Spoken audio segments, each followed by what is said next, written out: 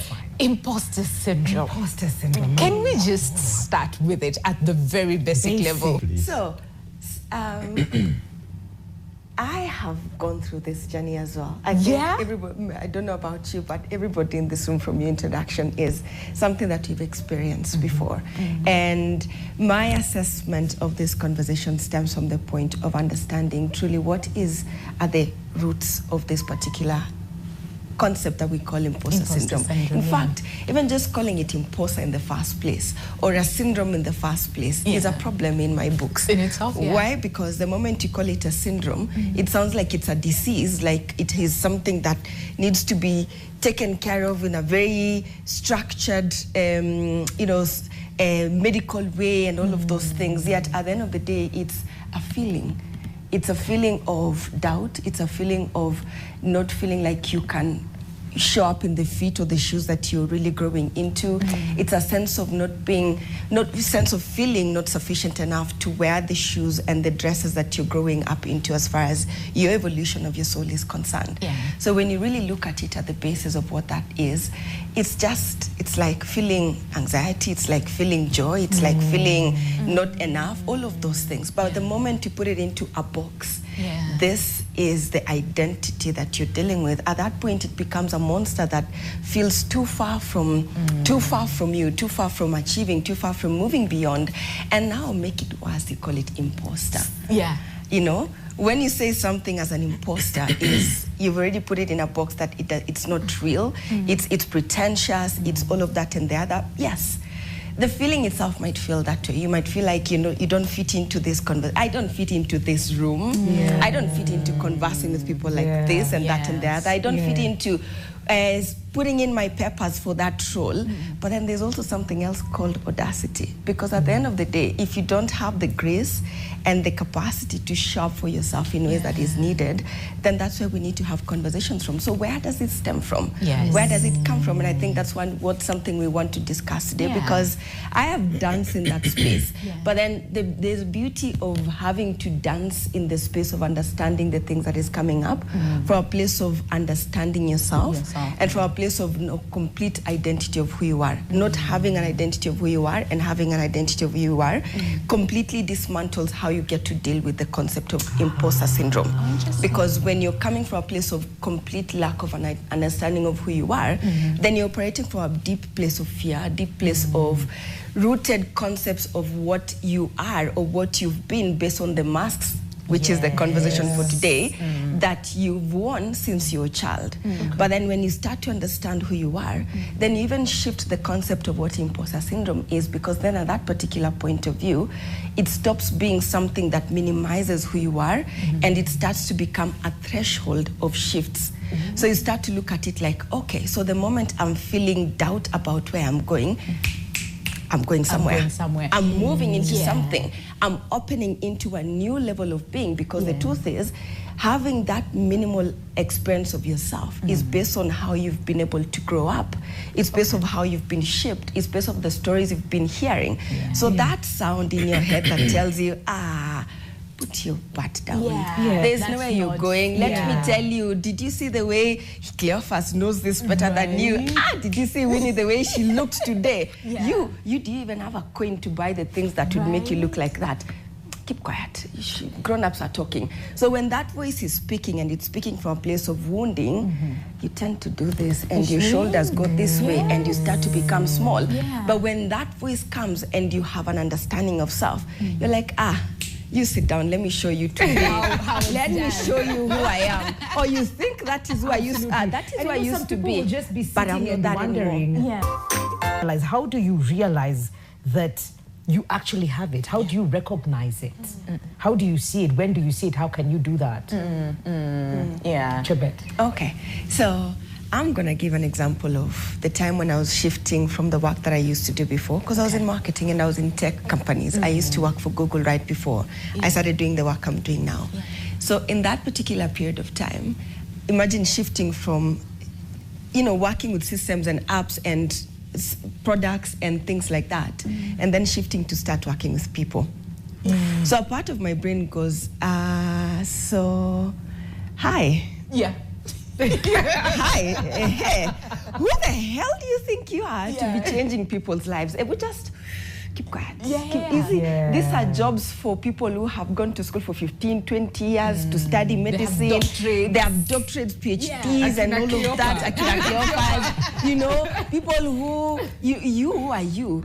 And I remember the best thing, because I was in a really interesting phase of my life that allowed me to be able to sit and introspect. Because even introspection has positive and negative ways of introspecting. The negative one is now that voice that is constantly screaming in your head. And then the positive one is when you're actually able to sit and assess what you're experiencing and see yourself through that particular space you're in. So my brain would go crazy. And the only thing I would be like, you know what? You're actually right. You're right, because who the hell do you think I am, Chebet? But this is also an opportunity for me to prove to myself who I am. And the best ways for me to do that was, first I go get certified, I go to school. Then I start to look for proofs of, did I manage to actually achieve the things that I said that I have capacity to do or not?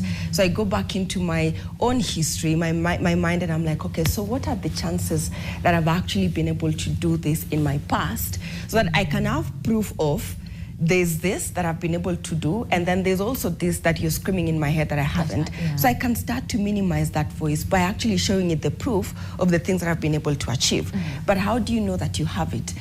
Any single human being who's gone through life as, I'll give examples of people who probably be hit about this, and maybe Cleophas can also fine tune on this, is people coming from minority groups, people coming, in fact, when they started studying imposter syndrome as a word, they started studying it through women, high achieving women, for example.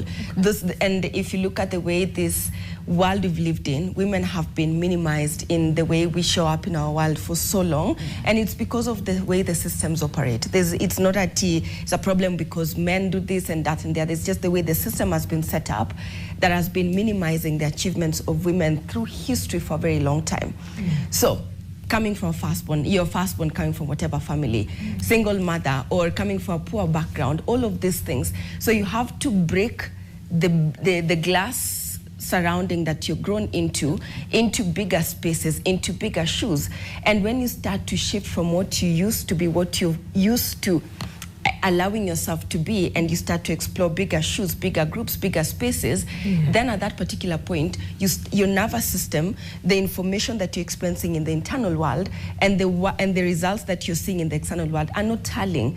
So your nervous system goes into, this does not feel safe, this does not feel like it's making sense to me, this does not feel like I am aligning with, there's something that is off here. So then the internal world that you're growing into and the proof of the world that you're seeing around you sort of kind of does not match yet. That's what I'm saying, is a threshold moment, a point of shift. So when you get into that phase, you start to realize, okay, there's a problem here, because for whatever reason, I don't feel safe enough. So it starts building things like anxiety, like you was mentioning earlier. So it starts to get into spaces where, like, okay, I don't know what is going on, something is off. Or your voice even I have a friend who, when she gets into spaces to speak or to show up in certain rooms, her voice shuts down. And it's all signs and symptoms of high functioning anxiety and things like that. And then now, the worst part about this is, when you push yourself in spaces where, like this, your body is saying no to things, but you're moving, you quickly run into spaces of burnout, you quickly run into spaces of depression, you quickly run into spaces of severe anxiety, because you're not really listening to what the body is saying, because the body is telling you there's something off about, I don't feel safe walking in this space that you're moving me into. But then the truth is, you're growing into an environment that you're not used to. All of us will feel uncomfortable. But let me ask you, how many times do you see a child who's going from crawling to walking, and then we are saying that child has imposter syndrome because they don't know how to walk? No. We never say that. But why do we put measures and boxes about how we experience life when you're growing from one box to the next, to the next? Are we meant to stay in one box forever, or are we meant to evolve beyond the boxes we are in? So when we start to put them into boxes, into certain spaces, and that's one of my pet peeves, to be honest, in life. All these boxes that you have about, I don't enjoy them, because then It limits you into growing beyond what that box says that you should be. You could be your type A personality, type B, or whatever. So when you start to explore, or for example, you're somebody who keeps quiet. What is that word? Remind me. Introvert. Yeah, you're an introvert, and then now you're an extrovert, or you're an ambivert. So when you start to move beyond what it is that is your box, that is an understood or a believed sort of kind of concept of a box, when you start to get out of it, now your body starts to say, we don't know this. We are comfortable being small. We are comfortable not speaking. We are comfortable not sharing our truth.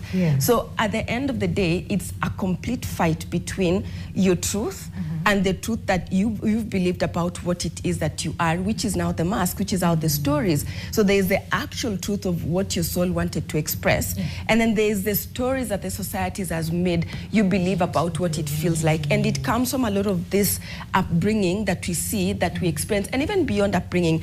Maybe it's now you're growing, you're in a certain role, for example, and you're shifting so from being a manager to a director, and then you're still behaving like a manager and you're a director. So instead of walking into the director's shoes, you're there micromanaging people, you're there making sure people showed up in the office on time, yet you're meant to be building structures. How do we come out of that cupboard? There are three things that I want us to look at when we're talking about this conversation. Okay, and as you know, my story by now will always go back to conversations about personal power. Okay. So the first one is sovereignty. The second one is your truth. And then the third one is a sense of belonging. When there's a mismatch between these three things, that's how you find yourself deciding, you know what, fine, let's just go. 22 to 22. Because now you're not honoring your truth, but because belonging is very important to you, then you'll do what? You will shut down who you are, you'll shut down your own truth, so that you can be able to show up in that cycle of friends, in that spaces that you're being called to. The other one is now, for example, that, fine, your sense of belonging is not impaired. You're around a group of peers who are constantly telling you, you're so good. Did you see how you did, like the guy who's spoken about putting together a concept and being very confident about what he built, but then when he's been asked to show up in front of people to present it, to talk about it, there's a problem. First, I used to have similar issues. And my ways, for whatever reason, I've been co-opted to boards or spaces where I had no business being in since I started working. So I'm presenting to a board of directors or whatever, and I have to speak. I'm telling you, I used to speak so fast, nobody used to hear what I'm saying. Because I'm so anxious, I want to finish speaking so quickly. I used to speak so fast. And that was just one of the signs that I was showing that I'm in a room that I have no business being in. Okay, so when we're discussing the concept of sovereignty, that's where you believe in your own power. You believe in who you are. Even if I almost said something you guys would have if we can look at some people who hold serious offices across the world. I will not name names. And the things some of them say, you look at them and you're thinking, how did you even get into that office? You know, and it comes back to believing in yourself so crazy that it doesn't matter what the world will tell you or show you about who you think you are. But because you know so well, I am worth my salt, even if there's no salt you're worth. That building your sense of power, sense of self is important, because then you will create things, you'll work on systems, you'll build things. But when it comes to actually embodying the truth of what you've done, that sense disappears. That ability to show up in that power disappears. Because why? Your ability to see and honor and have agency of your own power is non-existent. And of course, when you start to go down to the roots of this, we'll go back to, as he was saying, a very simple example. Even the concept of birth itself is in itself a traumatic experience, you know. And as very simple, honest and gentle example you use, you're being breastfed and then your mother is looking at you telling you, "Kwa nini unaniangalia hivyo? Hata funga macho." You know, as a child, your ability to show up in your agency in that particular moment is being shut down, because that's how kids communicate. That looking at you, looking at your eyes so that they can see your eyes, the way it's moving, your mouth smiling, are we happy? But then no, at that particular point, just shut down. So what is happening to your sense of power? It's being completely disintegrated in that moment. When you look at the concept of truth, is about being able to share and speak your truth. Your voice, using it to speak, share your story from a place of understanding, share your truth of what you're experiencing, and being bold enough to speak about these things without the fear of, I will not belong, I will be, they will leave me, I will be abandoned, and all of those things. So when there's a mismatch between these three things, that's where we get to spaces where we would people please. We would go into perfectionism because we have to be perfect all the time for people to see me in my worth. So we've forgotten that in essence, my worth has nothing, absolutely nothing to do with how people assess me, because I am just who I am. Just by being human, you're worth being human, you're worth existing, you're worth living the same way an ant has all the worth in the world to exist and live just in itself, walking around, chilling in the kiginyos and hanging out. So, but then you want to squeeze it and kill it. That's the same thing we're being done to constantly by the pressures of the world, by the stories of the world, by the stories of our upbringing, by the community, and all of this continuously delete or take away our sense of sovereignty and our sense of power. So when we don't have an embodied sense of power, when we've given it out, I was engaging a really high-performing client the other day. And one of the things we were talking about is how she's traded her sense of, her concept of father to her boss. Okay? So her husband dies, who becomes her sense of strength? The boss. The father dies, the boss. And then now, because she didn't have a sense of masculine figure in her life very early, she's grown so well. Like, she's not like a small, no. She's like a high-level person in the company. So at the end of the day, when we were sitting and speaking, she has such issues, there's such issues between her and the boss constantly going on. And then she's not able to stand and fight and face the boss in her truth, because why? Her sense of power is with that person. And that is where the problem comes when it comes to all these concepts of imposter syndrome. I had another call with another lady a different day. And when we were speaking, she tells me, oh, when I speak, my parents don't listen to me. They don't hear what I'm saying. They pay more attention to my elder sister. But then the truth is, at the end of the day, when you really assess what that is, she's already submitted all of her power to who? Her parents, to such a point that when she's not performing in accordance to what the parents expect her to perform as, then she's not doing what? She's not showing up in the way her community expect her to show up as. So at that point, she feels as if she's small, she's not heard, she's not enough. And then the voice in her head will not be gentle at that particular point. She's like, oh, what did you see? And I told you, you're not like your sister. You keep on behaving like this, you know. And then when she wants to speak, what is done? She's overlooked. She's overlooked. She's overlooked. Do you think that situation is going to help her in any way build her inner voice to become stronger? No, it's going to keep on depleting and depleting. But if you look at it, at the end of the day, her power is externalized. Her sense of worth is externalized. Her self-worth is externalized. It's based on what the community will tell me who I am. That's how I will believe who I am. So, but to fix this, which is what the question is now, is understanding, where does my power sit? How do we even know how much power we hold? What are some of the tangible things, basic things that ukiwa nyumbani, you can start to do by yourself to be able to walk that journey, to be able to build your confidence, to negate all these thoughts probably that you've been thinking about as you grow up? You asked, how do we even know our power? How do we even fix it, you know? So personal power is a balance between, before I even answer balance between, they say we are human what? Beings. Exactly. Human being. We are so doing, we are constantly human doing than we are ever human being. That's where the problem just starts. It's in the name. We're meant to be being. And because we don't know how to be, then we don't know how to sit with, embody the aspects of ourselves that are not performative. The culture we live in, supports, promotes, what are the other words? Just encourages doing. Than there is being. And when you learn to sit in the beingness of things, that's when you start to actually recognize your effort. You start to recognize the work you're doing. You start to embody the things you're doing. You start to feel comfortable in your success. Yeah.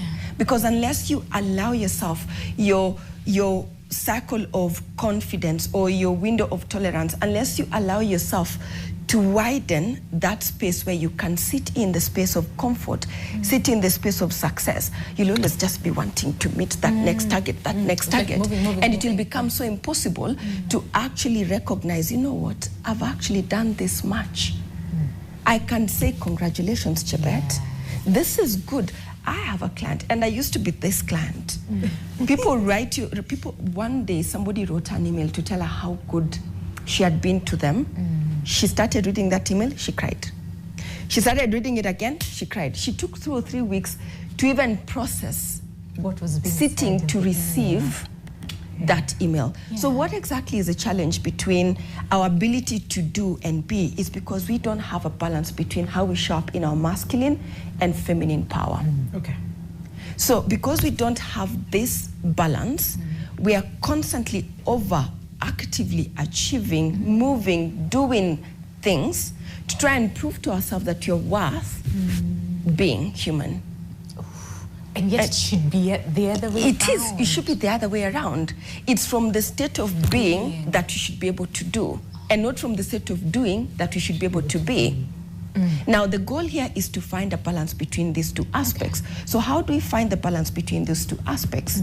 It starts, and I love the way he said that he listens and notices where is the root of this person's issue. Is it childhood? Is it belief system? Is it the state of, there's something you said when you were starting earlier, that there's somebody who's so wise, but then their heart is closed. I don't see in my books how somebody can be wise and have a closed heart.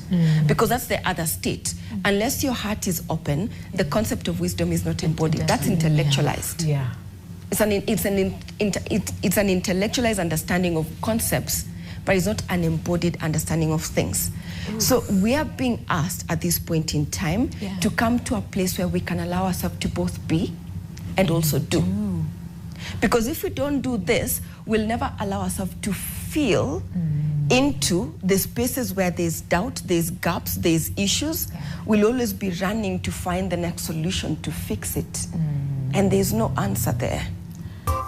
With that name being, we don't. We're constantly showing up. We're still... Agreed. And that's my invitation to everybody listening to me today. I need you to find a way to just be in your space.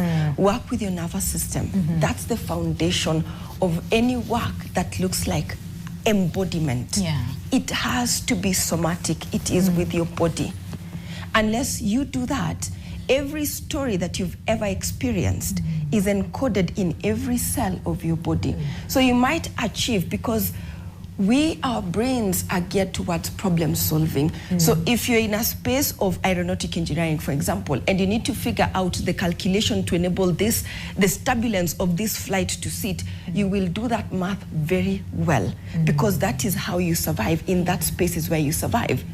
But when you have to come speak about that survival, you shut down, because we don't have that capacity. Wow. Where do we draw the line between arrogance and knowing self and knowing your abilities and knowing what you can do? Take, for instance, say someone says, "Chebet, you look so nice today." And then you say, "I know." Some people will be like, "They're very arrogant." No, I know I look good. I think it's their problem. You know? So then how do we balance that? But then also, again, just to contribute to how do we stay on course? Okay. How do we stay on course? The first step is acceptance. Okay. Accept that you have a problem. Accept that there's a challenge. And there's this concept, I don't know how clear of us will feel about this, but there's this concept I strongly believe, that what you've learned, you cannot unlearn. I'll give examples. If you've ever been depressed, it doesn't go away. You learn to manage it very well. You learn to see the symptoms when they start to come up, and you realize that you're going downhill, and you pick yourself up. And you do that over and over and over until that sense disappears. Okay. It doesn't like completely go away, but it's somewhere in, but the voice of that feeling is not here. It is down there. That's like a virus. It doesn't go away. It's just dormant. That's the thing about our systems. What we learn with, not our systems, energy cannot be destroyed. And that is energy. Okay. If you see it from the scientific point of view, energy cannot be destroyed, but it can what? It can be transmuted, it can be shifted, it can be changed. Every emotion is energy in motion. So even this sense of imposter syndrome, it doesn't go away completely, it doesn't disappear. Yeah. But what happens is your voice of truth, your authentic voice becomes louder than the voice of perfectionism or that imposter voice. Okay. So at that point, as you build on self-talk, you start to get into spaces where your own authenticity speaks louder than your own fears. Then at that point, you have conquered whatever it is that was an inner monster that existed. But then this is also the other thing I want us to notice is this. This voice, as beautifully as Miriam said it, there is nothing underneath the sun that is bad. It was all created by God. So there is a serious purpose as to why we have that voice. And the moment we start accepting that voice, while it is not something I want to hear, there is a truth it is saying. It might not be the truth, but there is a truth. And that a truth means there's a root underneath that story that is very true, that if I look at that root, I will pay attention to where this voice is being so loud from and deal with it. I'll give you a very gentle example. You meet a madman in the street, akutukane. You respond to that person. How long will you guys be arguing? Yeah, forever. We'll be there. Right? But if you meet that madman and they abuse you and you say thank you and you just look at them and be like, oh, okay, I hear you. How long will that person be mad at you or speaking to you? No, Leave madman, your boss. Your boss screams at your face and you want to argue. How long will that argument last?